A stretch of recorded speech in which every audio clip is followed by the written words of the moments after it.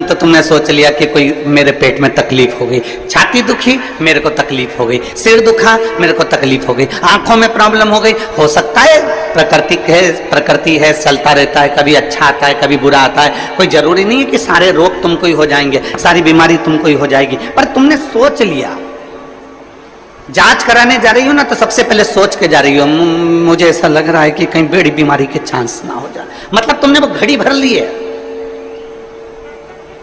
तुमने वो अलार्म भर लिया।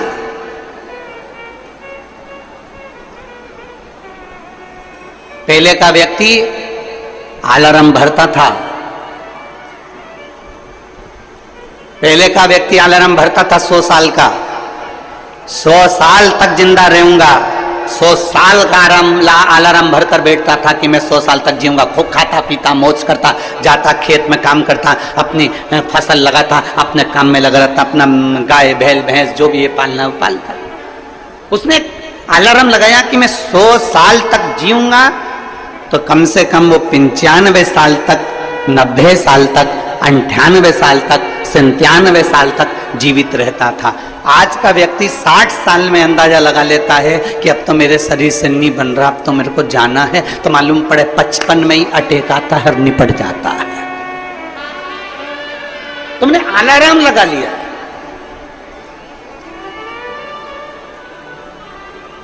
दुनिया का सबसे बड़ा पाप है अपने आप को कमजोर समझे।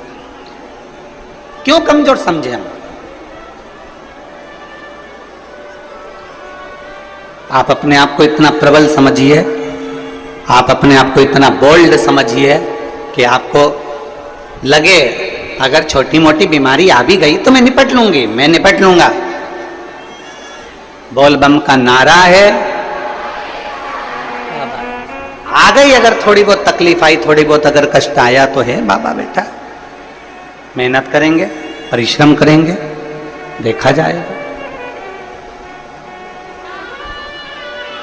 और शंभु शरणे पड़ी मांगू घड़ी रे घड़ी, दुख काटो दया करी ने दर्शन आपो। शंभु शरणे पड़ी मांगू घड़ी रे घड़ी, दुख काटो दया करीने दर्शन आपो। आप कमजोर क्यों समझे? आप हिम्मत क्यों हारे? कई माताएं कह देती है हमने 1 बार पशुपतिनाथ का व्रत करा, हमने 2 बार पशुपतिनाथ का व्रत करा, हमने 3 बार पशुपतिनाथ का व्रत करा और हमने, हमारी मामा नहीं सुन रहा। आपने हिम्मत हार ली, आप अपने आप को हिम्मत हार गए। एक पत्र है,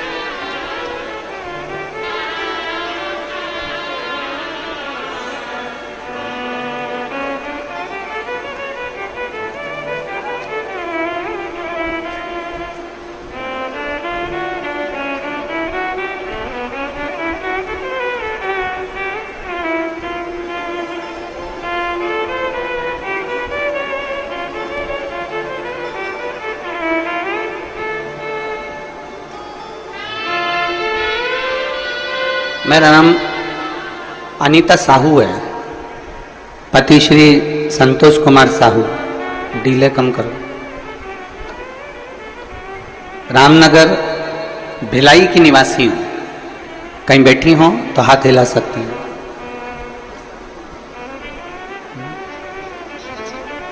अच्छा, जहाँ भी बैठे हो हाथ हिला दो और आ जाओ, एक बेलपत्र ले जाना, आ जाइए। मेरा नाम अनीता साहू है, पति श्री संतोष कुमार साहू है, रामनगर भिलाई। मोबाइल नंबर मेरा ये है। एक लोटे जल का मैं क्या वर्णन करूं। 2023 मई में अचानक से स्वास्थ्य खराब हो गई। 10 दिन तक मैंने खाना नहीं खाया। सेक्टर नंबर 2 हॉस्पिटल में भर्ती थी। सोनोग्राफी MRI में पता चला कि लीवर में 9 mm का एक गठान और कैंसर हो गया। गठान होती ना गुरुजी तो दुख नहीं होता, पर साथ में कैंसर हो गया। उसके बाद मेरे पति ने सारे हॉस्पिटलों में जांच कराया तो मालूम पड़ा कि वो कैंसर की बीमारी है और ज्यादा ही तकलीफ है, ज्यादा समय के जीवित नहीं है। शिव जी पे मेरे पति ने जल चढ़ाना प्रारंभ करा। जल लाकर मुझे पिलाना चालू करा, बेलपत्र मुझे देना चालू करा।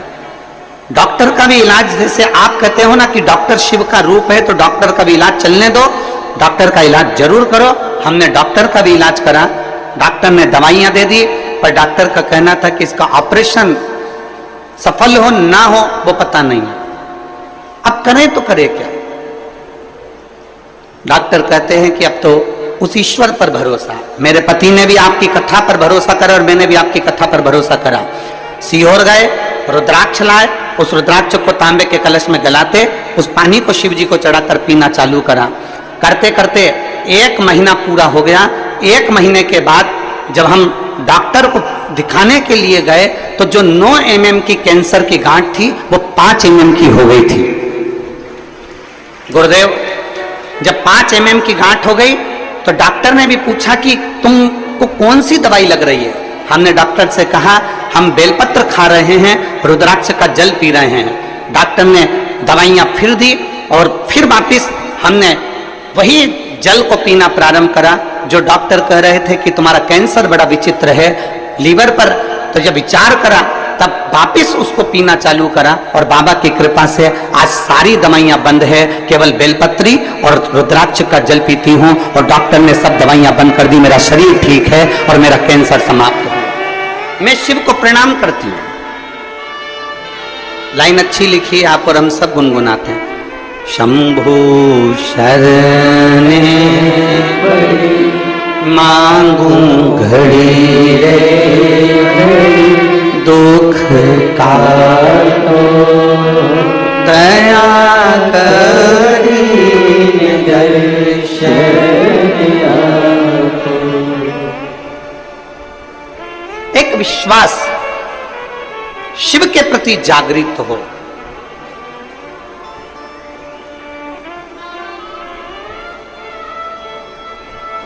हम तो कहते हैं जैसे ये कथा बोलबम सेवा एवं कल्याण समिति करा रही है, दया सिंह जी इस कथा को आयोजित किए हैं। अमलेश्वर में कथा हुई, साहू जी खंडेलवाल जी आयोजित किए।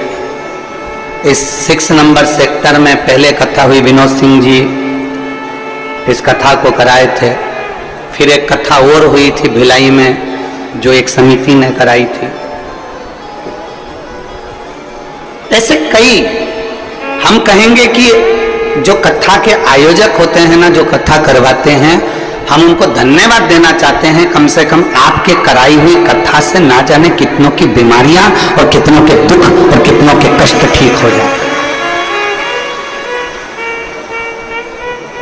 थोड़ा मेहनत तो आपकी लगती है, पर आपके परिश्रम से ना जाने कितनों को लाभ मिल जाता है, कितनों को।